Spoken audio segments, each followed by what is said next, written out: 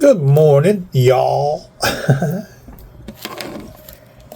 I stopped at this point this morning and I was reading in the book of Jeremiah. You know, I've been studying the book of Jeremiah for quite some time. And Jebediah in the book of Jeremiah. Jebediah was the governor appointed by the king to take care of the people, the poorest people in the land. Sounds familiar, huh? He's appointed to take care of the poorest people in the land. Who is just appointed, or who's trying to be appointed to take care of the poorest people in the land? We, ladies and gentlemen, are the poorest people in this great nation, whether we realize it or not. That's why I stopped, because it says here in the book of Jeremiah, Gedaliah assassinated.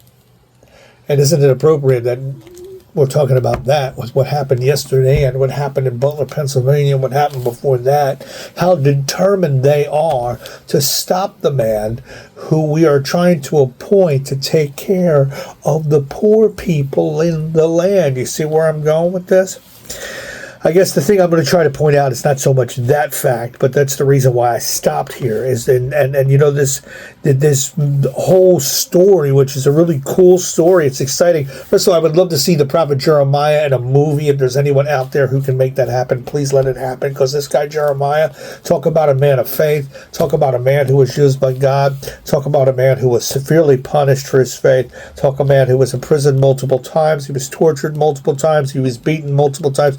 All because he believed in the Lord, all because he said he was talking to the Lord, all because he was warning the people, and every time he warned the people got exactly what God said he was going to do. So I stopped here because chapter 40, it talks about, you know, Gedaliah being appointed as governor of the land to take care of the poor people, which he did, and he did it well. He ruled well. He wasn't a bad person. That's why they put him in a position of leadership. But what I want to talk about is Gedaliah's downfall. Gedaliah's downfall. Now, this could be any one of us, just because the name is a little strange or a little odd.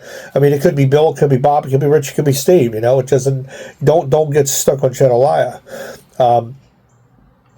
What I want to point out with him is his pride and his arrogance. I'm not sure if the position of leadership went to his head or not, which it could have happened, but his men came to him at one point.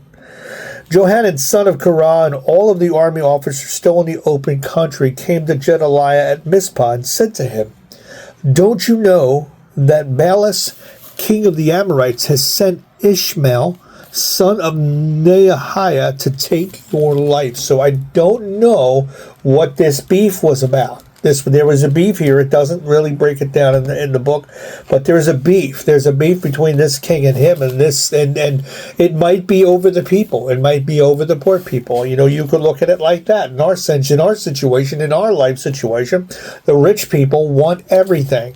They want everything, and they'll enslave everybody and anybody to get it. Sounds a lot like our leadership, doesn't it, at this point?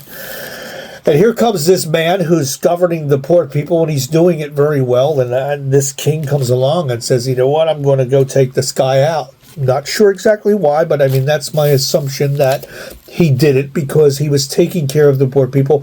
I believe there was another soldier who had come along and given the poor people land and stuff like that and looked out for their best interests. So that's mostly likely what this beef is about. I don't want to point out that, but I'm trying to give you a backstory. What I want to point out is his pride, Jebediah's pride. And I'm not sure why he was so prideful. He was a good man, but he was prideful, and I'm not sure why he was prideful. I mean, I'm not sure why he wouldn't, you know. But here, Ishmael, son of Neahiah, to take your life. But Gedaliah, son of Akim, did not believe them. He didn't believe them. And then Johanan, son of Korah, said privately to Jebediah, now there's already got one warning, and here's his second warning. He's pulled aside in private, and he's, you know, I guess some of his trusted advisors, you know, Korah, let me go and kill Ishmael, son of Nehemiah, and no one will know it. So here you go. You got one of Gedaliah's obviously good, loyal supporters, or one of his followers, and he's saying, listen, we've got wind of this. This guy's coming. This guy's sending somebody to take you out. It sounds like something in the streets, right? This king over here that's not happy with you wants to take you out, and he's hired this guy, to come and take you out. Ishmael to come and take you out. Why should he take your life and cause all of these people that you've gathered around to be scattered and the remnant of Judah to perish? But Jedediah, son of Akim, said to Johanan, son of Korah, do not do such a thing. What you are saying about Ishmael is not true. Now, this is bad, man. He's gotten a warning from all of the people. They're telling him this king has sent somebody to take you out. Now he's been pulled in private and told again. And this is no doubt about it. This is pride. This is the wall of pride that's been up. He's been blinded about common sense. He's got multiple people telling him now, dude, watch your back. This guy's coming to get you. So in the 7th month, Ishmael, son of Nehemiah, the son of Eshmalu, who was out of royal blood, had been one of the king's officers, came with 10 men to Jedediah, son of Akim. So now here they are. Ishmael, the guy that's been hired to take him out, and he's coming with 10 men. And what does Jedediah do? Well, obviously, Jedediah, according to the story, invites them in for a meal. I guess that's what the governor did. You know, when people came to visit, he said, you know, I'm gonna make everybody a meal. So they're all down, they're sitting, they're hanging out, they're having a good time, they're, you know, talking, and this whole time, this Ishmael has one thought in mind, and that's putting an end to Jedediah and his leadership, which is, it's horrible. But Jedediah, no matter what, wouldn't listen. Now, how many times in our lives have people come to us and warned us that, hey, this is a bad idea, you're going to get yourself caught up in something's not right here, something stinks, but we are so hell-bent on determined on following our own way and doing our own things that we walk right into disaster.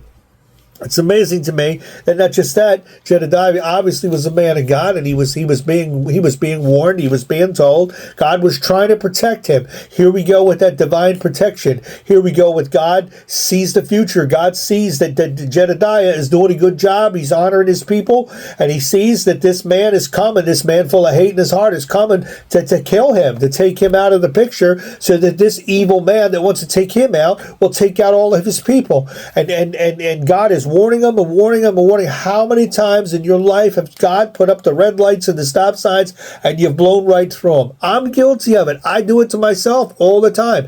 I think I know what's best. I think my way is the way to go, and I don't want to hear what anybody has got to say. So let's get back to Jedediah sitting down now with the very guy that the enemy is sent to kill him. He's sitting down having a meal with the guy. He's invited him into his home, right, out of the kindness of his heart. So they did in the old days, right? Here he is, the governor of the land. These men come to visit him. He brings them into his home, makes them this beautiful meal, right? They're sitting down, they're talking, they're eating, and what happens? While they were eating together, Ishmael, son of Nehemiah, and the 10 men who were with him got up and struck down Jedediah of Akim, the son of Shaphan, with the sword, killing the one whom the king of Babylon had appointed as governor over the land. Ishmael also killed all the men of Judah who were with Jedediah at Mizpah, as well as the Babylonians, soldiers who were there. There you have it.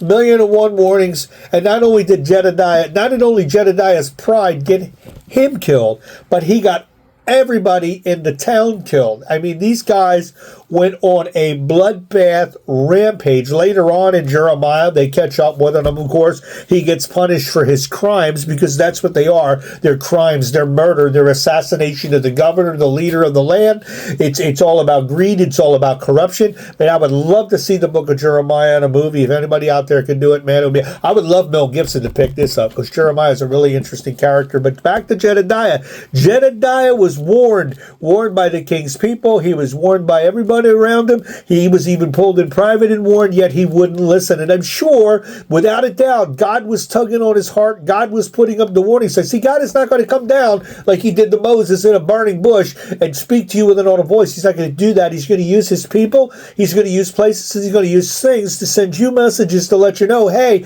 this isn't a good idea. Stop at the stop sign. Stop at that red light. Do this, do that. See, God could see the future. He could see the past. And he see the past, present, and future. So listen, if you're following God like Jedediah, and God has given you warning signs, God has given you messages, God is sending his people, his priests, his prophets, his brothers and sisters of Christ, if they're sending you messages to hit the brakes, then don't let pride take you out. Be smart. Listen to what people are telling you. Listen to God's divine intervention. So I guess your message today is, listen to God, stop, don't be prideful.